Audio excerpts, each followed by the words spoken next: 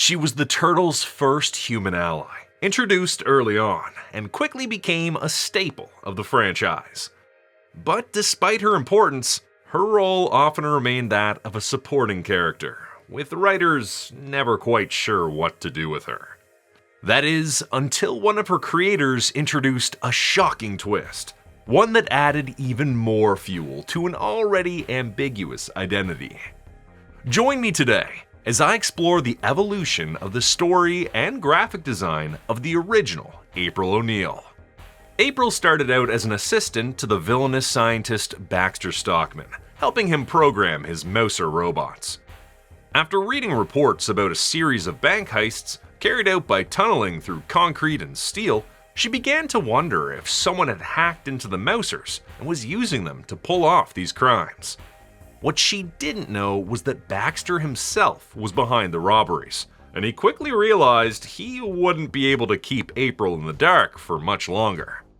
He took her down to his sub-basement factory, where he revealed that he was mass-producing Mousers with the stolen money. His plan was simple: hold the city for ransom by threatening to bring down its largest buildings. Seeing Baxter descend into madness, April tried to escape. But now a liability, she was hunted down by the very machines she helped create, until the Turtles stepped in and saved her. After recovering from the encounter at the lair, April listened to Splinter tell her a story of their origin. She barely had time to process it before Baxter set his plan into motion. The Turtles and April teamed up to shut down the system controlling the Mousers. April and Donnie had to join their intellects to prevent the Mousers from destroying the entire facility, including themselves. After the Baxter crisis, April realized that the Mouser incident would likely bring police and repair crews into the sewers. As a precaution and to repay the Turtles, she gave them her phone number in case they ever needed help. That help came sooner than expected. When the Turtles returned home, they found their lair had been attacked by Mousers, and Splinter was gone. With nowhere else to turn, they reached out to April, who picked them up in her van. Now unemployed, April focused her time on her family's antique shop, second time around. The Turtles moved into the apartment above the store, turning it into their new base of operations.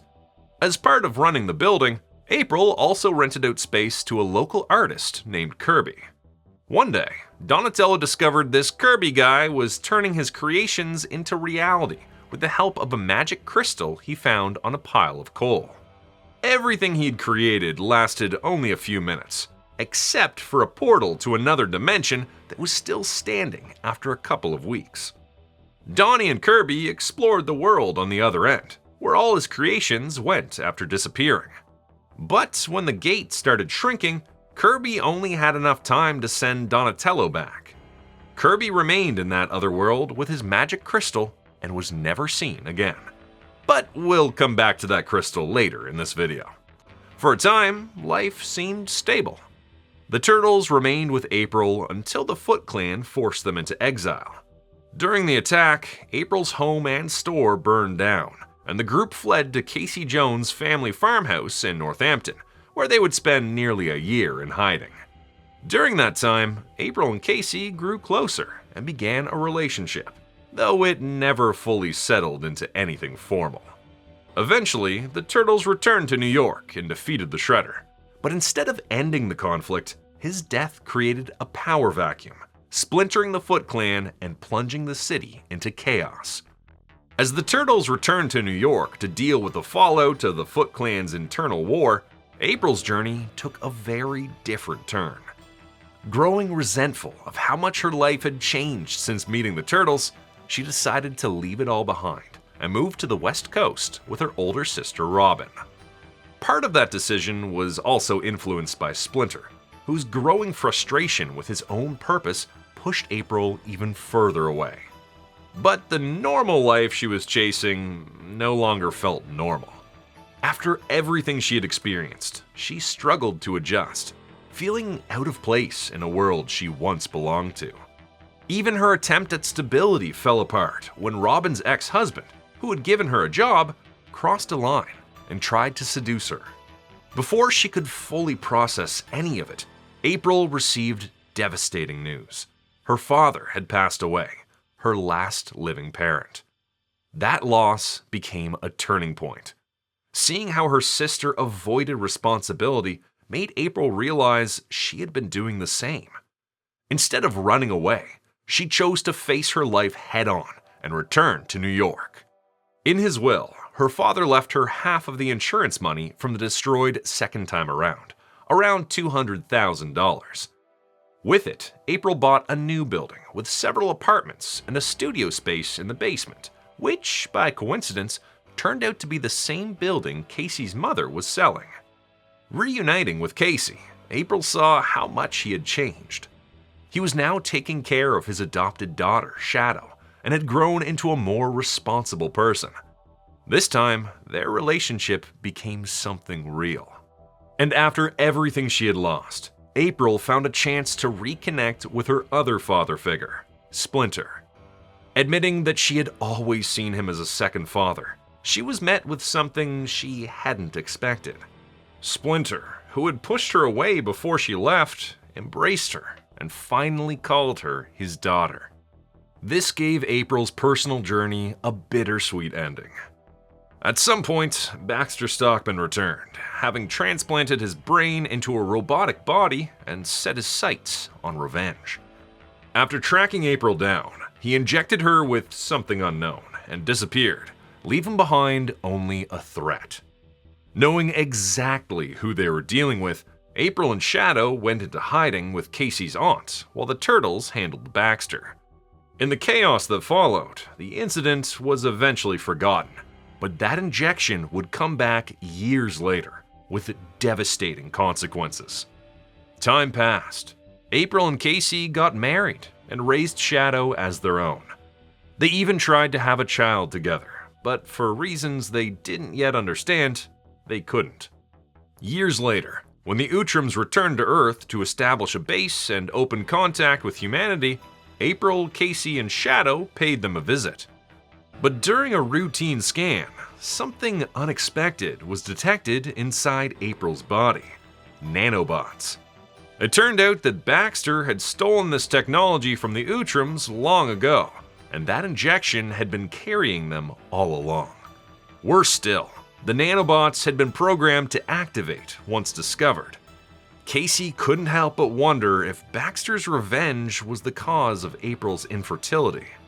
As they awakened, they began attacking April from within, targeting her brain and nervous system and leaving her comatose. Desperate to save her, the Outrams searched for a compatible donor. Robin came to help, but the tests revealed something shocking. She and April weren't biologically related. After further investigation, the Outrams found out that Robin was effectively biologically related to her parents, which implied that April was adopted. Further analysis revealed additional anomalies in April's genetic structure, raising questions about her true origin. Meanwhile, the situation grew dire. With hundreds of thousands of nanobots embedded in her body, any attempt to remove them risked killing her. So the Outrams took a different approach, fighting fire with fire. They created their own nanobots, controlled by the Turtles themselves, and sent them into April's body to eliminate the threat. After a dangerous internal battle, the Turtles managed to destroy the nanobots and save April's life. April's life was upside down once again, and it was only about to get worse. After waking up from her coma, she found out that she had lost her other father figure, Splinter. Going down memory lane, April started revisiting everything she could from her childhood. Among the things she saved from the fire at her building was her father's sketchbook. After finding an old film of a summer in Maine, April realized that her father's sketches of her were made before she was even born. Determined to find out the truth, she contacted Renette, who took her to the past to learn her origins through the eyes of a cockroach. Whether she was the roach or thought she was, it was left unclear. Listening to her parents talk, she found out that after giving birth to Robin, April's mom was rendered unable to bear any more children. Her father wouldn't want to have a conversation about adoption with his wife, so he stormed off to the antique shop to check on some boxes he got from a sale. Then he pulled out a small wooden box with strange carvings. Inside was a strange cylinder with a pencil eraser at one end and a gem in a cage that was slightly glowing from within. After seeing the crystal, April remembered the gem Donatello told her about, the Kirby crystal. One day, her father was drawing when he realized his pencil eraser was all worn out. Remembering that antique, he placed the pencil at its end, and before he knew it, he discovered the gem's secret powers. Unfortunately, he also discovered they were short-lived. Experimenting with it, he created a puppy for Robin, and after seeing that it wouldn't disappear, he decided to gift it to Robin. Unfortunately, this only broke her heart, as the puppy disappeared after 2 weeks. April's father realized that the longevity of these objects was linked to the emotional energy he invested in them. The puppy lasted longer because he created it for Robin. He discussed this with his wife, and together they started going through Robin's baby pictures and photos of themselves as infants to create a baby girl. He sketched them first without the gem until they could agree on a final design. He used the gem and a new baby was created. They introduced her to Robin, and she became part of their family.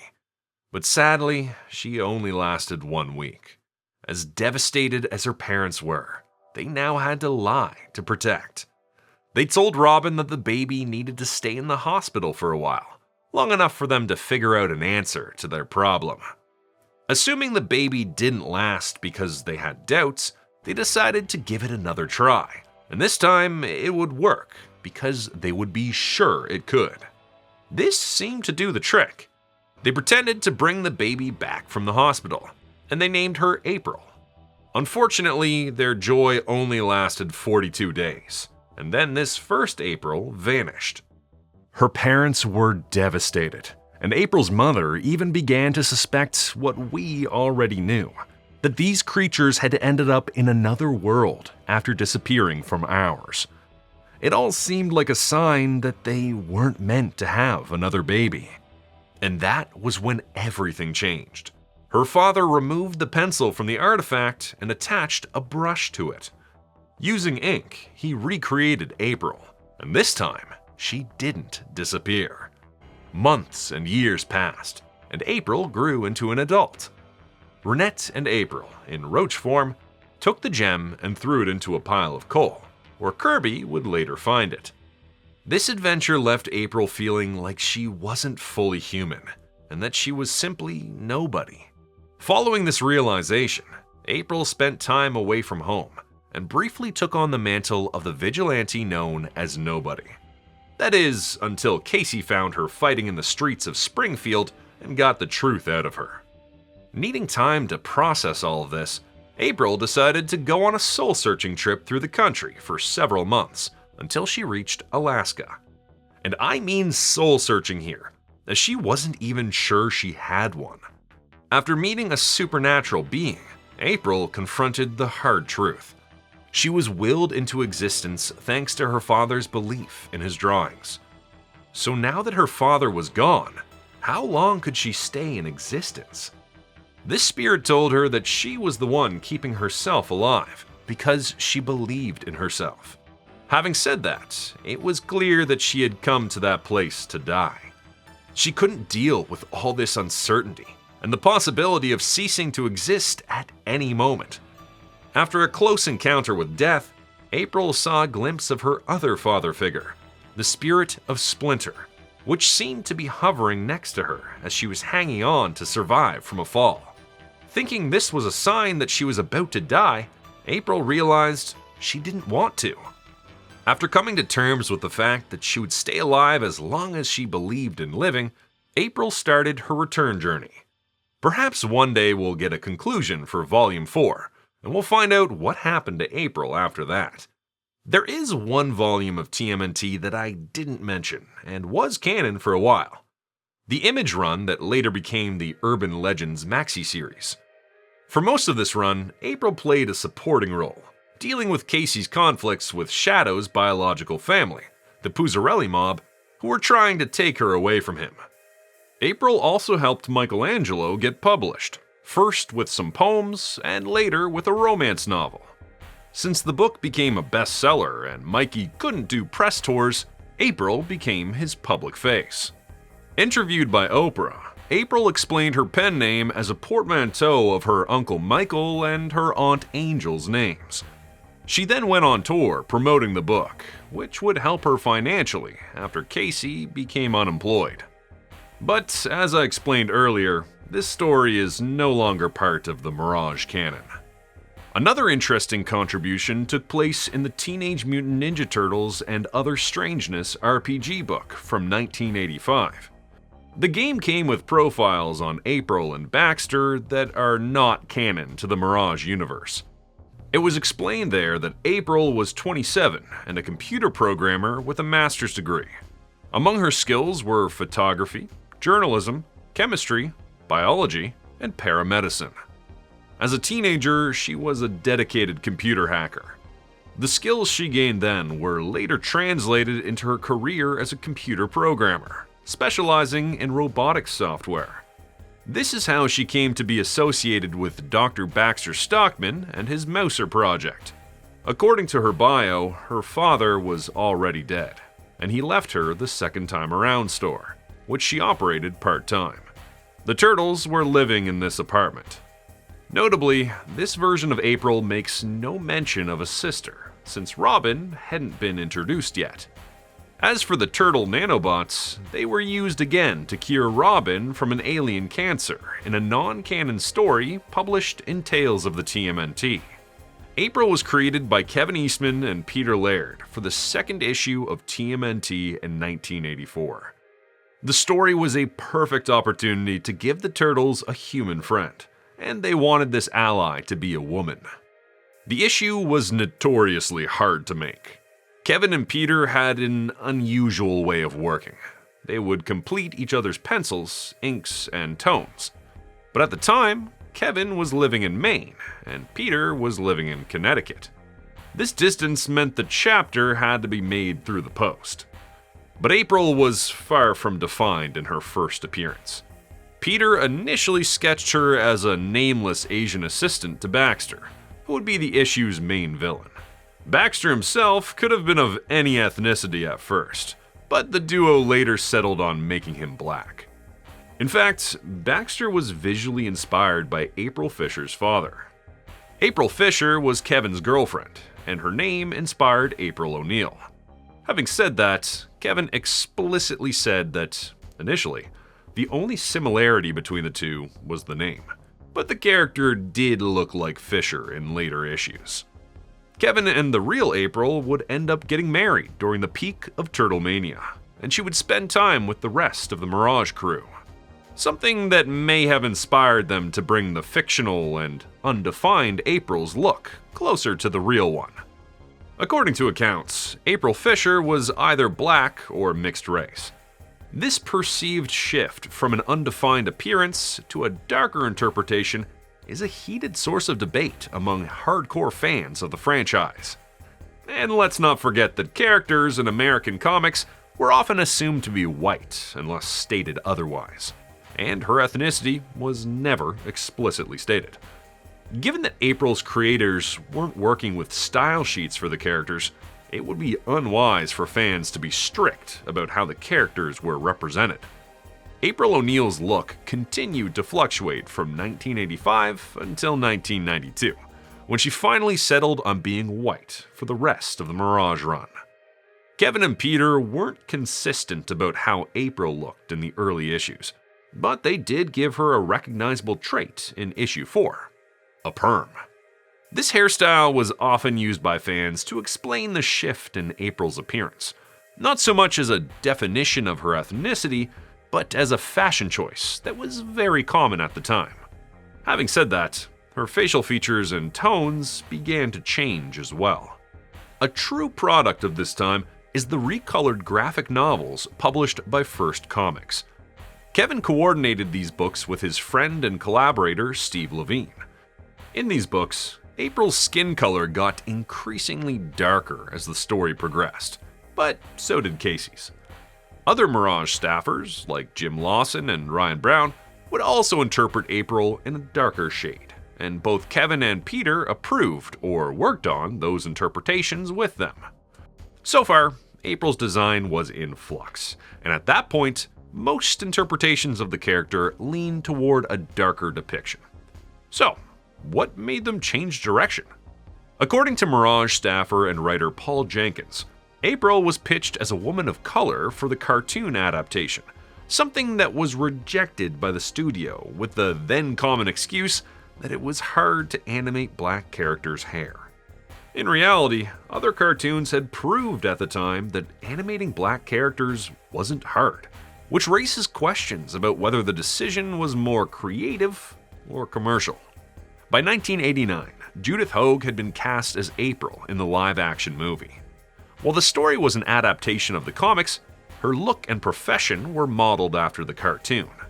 The film's success helped cement April's portrayal as white in mainstream adaptations.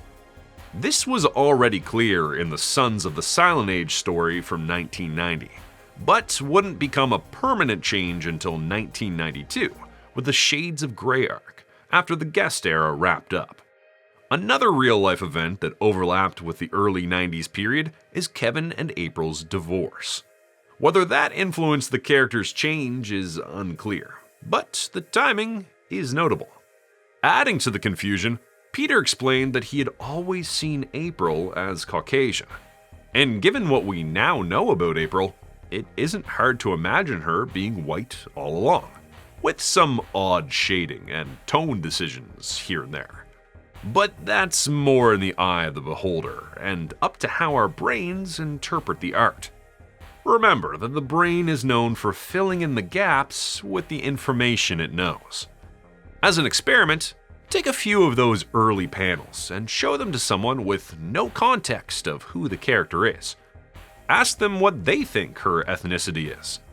Depending on who you ask, you might hear Latina, Black, White, Asian, or something else entirely. In 2023, artist David Choe asked Peter Laird about this directly, comparing April's ethnicity to how people often imagine Jesus in their own image. While Peter didn't really have an answer, he enthusiastically admitted liking that option. Maybe she's like Jesus and she's whatever race you want her to be. Yeah, I like that.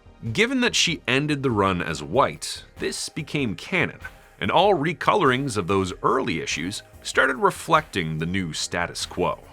Later reprints of the original black and white comics reopened the door for reinterpretation, inspiring artists to adapt April as she was during the 1985 to 1990 period.